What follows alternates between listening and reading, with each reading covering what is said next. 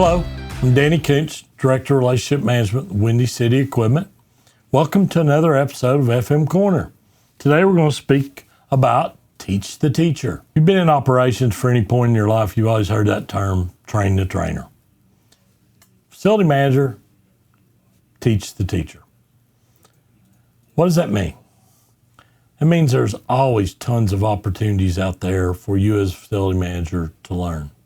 There's also many opportunities out there for you to teach. So you can be a teacher and you also can be taught. And by being taught as a facility manager, to me, is as it relates to operations. As a facility manager, I can't be successful in operations unless I understand what they're about and what they do. Yes, they run a restaurant and they make money and they break stuff in their restaurant and we go fix it. I get that. But there's so much more. How does it work? What's important to them? What are the goals they're challenged with every day? And how can I figure how do the things in the facility world, can I integrate those with their other goals and their other responsibilities to help make a good partnership? Sometimes as a facility manager, I'm teaching the operations person.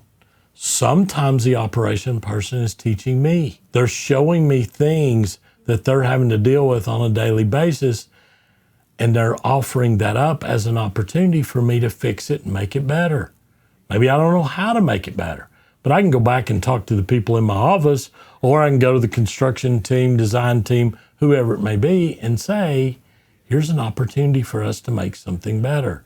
I've been out in the locations, and this looks good on paper, and it really looks good on the drawings that we did, but it doesn't work in real life. So we need to look at something to make that change. But I've been out there, and the operations people have identified it as a major issue. We can go a long way in establishing better rapport with them by helping with these one or two issues of what they are. You can help your operations team, especially your directors or your regionals as a facility manager, by giving them input about things that they can go teach their team. Give them 10 ways to save $1, 10 things to check on before they place a service call.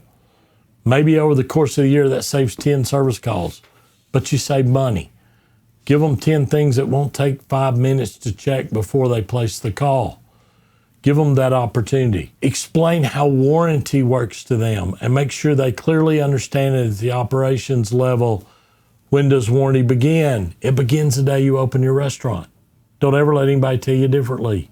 The day you open the building is when your warranty begins. Same as a used car. It sits on the lot. Until you go buy it, there is no warranty. The warranty begins the day you buy the car. Doesn't matter when the car was made. It doesn't matter when the equipment was made. It starts the day you open the location. And how long is your warranty for, and what does that include, and what does it doesn't? So you can't expect managers to understand it until you teach it. Take every opportunity you're ever given to speak at operation team meetings or director meetings, regional meetings, whatever it may be. If you work out of the corporate office and operations people come in for meetings, ask the training department to give you a time on there where you can speak. Even if it's 10 minutes, get in front of them, give them a topic, talk to them about something, give them something very positive, and then give them opportunities to ask questions.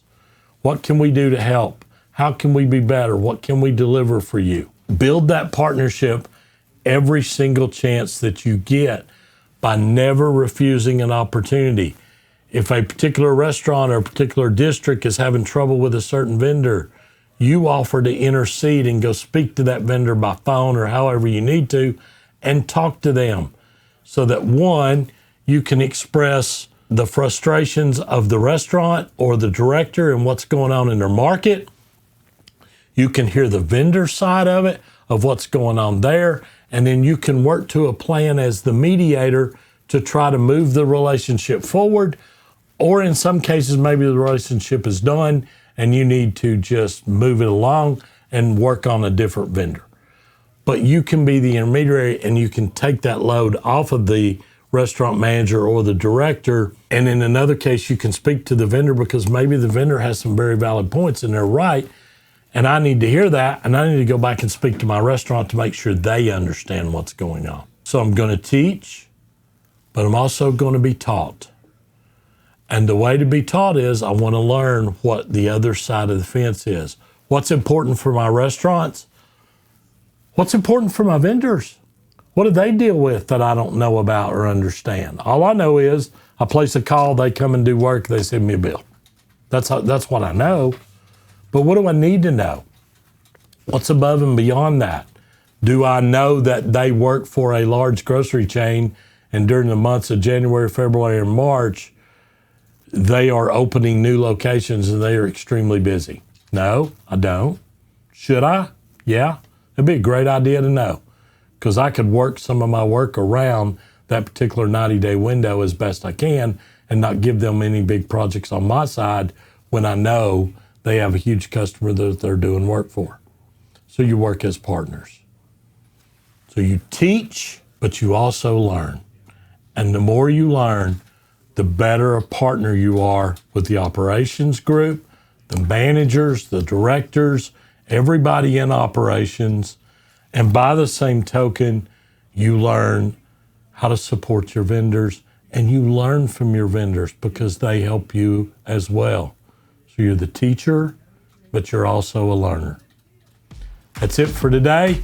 Thanks for listening. Look forward to seeing you on another episode soon.